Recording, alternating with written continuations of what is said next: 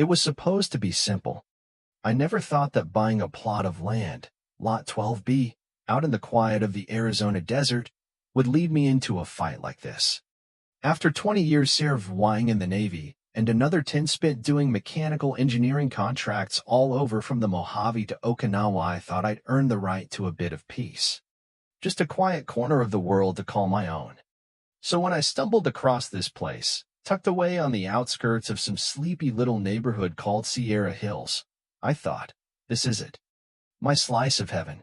7 years passed, 7 years of grilled steaks under a sun that set over red cliffs, the hum of solar panels on the roof, my old dog, Charlie, sleeping on the porch. It wasn't glamorous, but it was mine. And that's what mattered. I was living the dream. The paperwork all said the same thing. No HOA, no restrictions. Just me, my land, and the sky above me. For years, there was nothing but peace. Sure, the HOA sent me a flyer once in a while, some passive-aggressive note about trash bins or lawn maintenance. But I'd just throw it away and go on with my day. No one bothered me. Until she showed up. Karen Harding, a woman whose smile had apparently been retired long before the Reagan administration. She walked into that HOA meeting one day, all pressed slacks and sharp elbows, and within a week, she'd somehow wrangled herself into the president's seat. The board before her had folded cowl to keep up with her ambition. And when Karen took the reins, the place didn't just change, it became something else entirely. The first letter she sent out was so full of rules, regulations, and new dues that I thought I was reading some kind of joke. She'd renamed it the Community Reformation Initiative, or some such nonsense. From now on, every single person in Sierra Hills, no matter where they live, had to pay dues, repaint their mailboxes, and remove anything that didn't meet her new aesthetic codes. Solar panels? Gone. Trailers? Gone. Portable generators? Well, you get the idea. And then came my letter. The one that made me sit down and laugh. You are unlawfully occupying shared HOA space.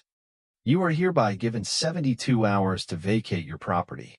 It took me a moment to even register the words. My land? Reassigned? That letter had my name, my address, but it didn't have the right to tell me to leave. Not with the deed I held in my hand, not with the exemption documents I had, or the letter from the original developer that clearly stated Lot 12B was exempt from HOA governance. But Karen didn't care about facts, and she didn't care about the law. I walked over to the community center the next day, ready to clear things up. I was going to walk in there, lay down my documents, and tell them to get lost. But when I got to the door, a guy in a polo shirt stopped me cold. This meeting is for members only, he said, looking down at his clipboard. You're not on the roll. I held up the letter. This, I said, says you're trying to steal my property. Maybe you'd like to explain that. He didn't even blink. Take it up with the board, he said flatly, walking away. That was it. No explanation. No apology. Just a shrug and a sentence that meant they were playing dirty. And I knew it wasn't just a misunderstanding. This was personal. It was a war. And Karen was the general, marching in with her self-righteous swagger, thinking she could just push me around.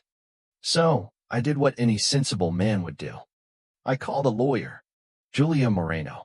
Sharp as a tack and meaner than a rattlesnake when you messed with her clients. She knew the system, and more importantly, she didn't back down.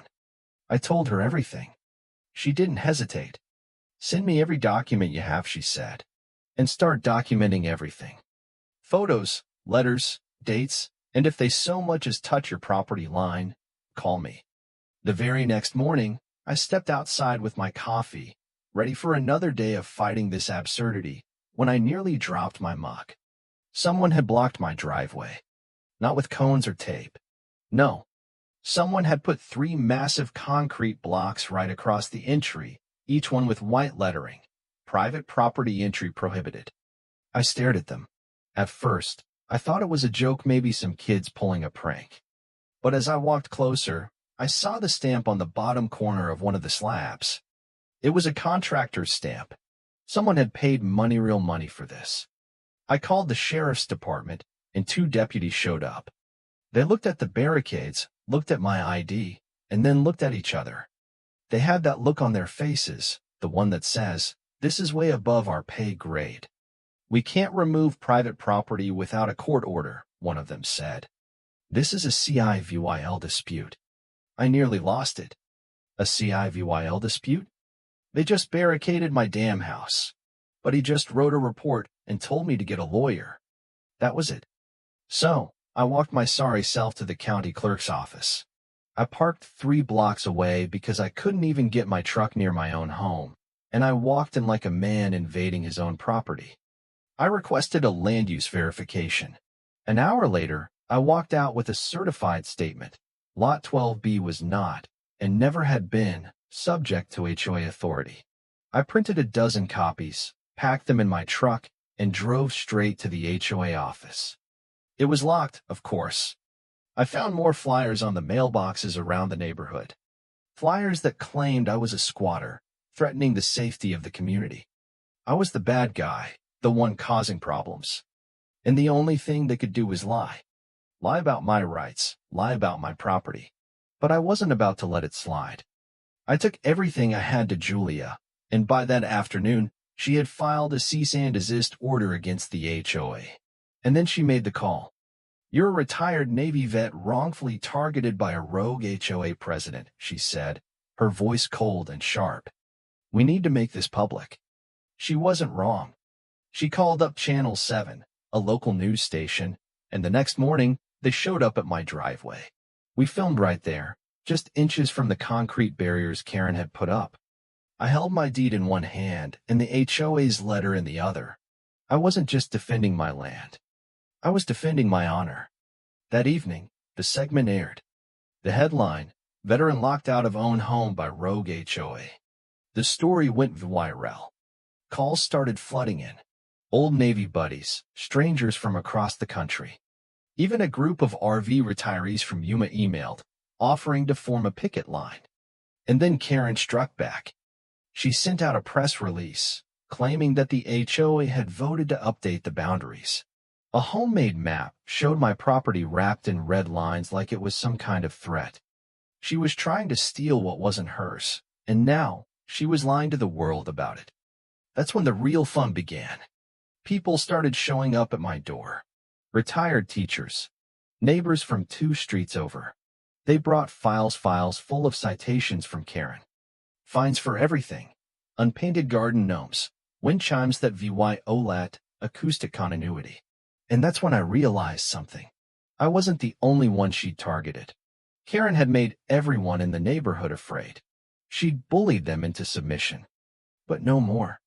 By the time we hit court, I had everything I needed. Video footage of Karen pressuring the treasurer to approve illegal expenditures. And signatures, real signatures, not forged ones, proving that Karen's entire election was a sham. In the courtroom, Julia stood up, cool as ice, and turned the tide. "This isn't just about land rights," she said. "This is about abuse of power." The judge didn't waste time. He ruled in my favor. The HOA was guilty of obstruction, defamation, and unlawful trespass. And Karen? She was facing criminal charges. The HOA was dissolved, and the community was free. But that wasn't the best part. The best part was when I walked out of that courthouse, the sun on my face, knowing that I had won. Karen might have thought she had power, but in the end, she was nothing more than a petty tyrant who had overplayed her hand. The HOA was gone. The barricades were gone. And my life was my own again. Now, every time I step out on my porch, I smile. I look at my gate, the one that now says, "Not subject to HOA. Entry by common sense only." And I think about what it really means to stand your ground. This place, this land, it's mine. It always has been. And no one's ever going to take that from me again. So, what do you think? Have you ever dealt with something like this? Where power and ego get in the way of what's right? I want to hear your stories. Drop a comment below. Let's talk about what happens when people try to control what's yours. And remember, it's your land. Your rules.